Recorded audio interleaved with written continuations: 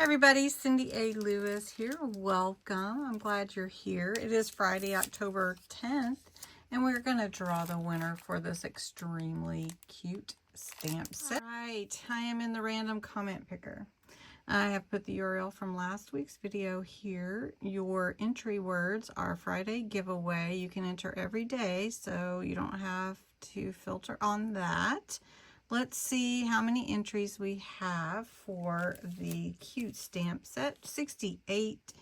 All right, and we're just going to start the little picker winner, and let's see who wins. And the winner is Terry Lynn. Congratulations, Terry Lynn. That's awesome. This is the cutest stamp set, I tell you. It is super cute. So congratulations, Terry Lynn, on winning the cute stamp set.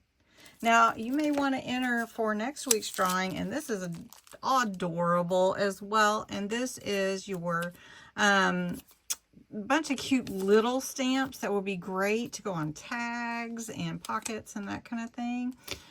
Very, very cute. So you get a lot with this one. This is for October 17th drawing. And to enter, you have to put the words Friday giveaway in the comments.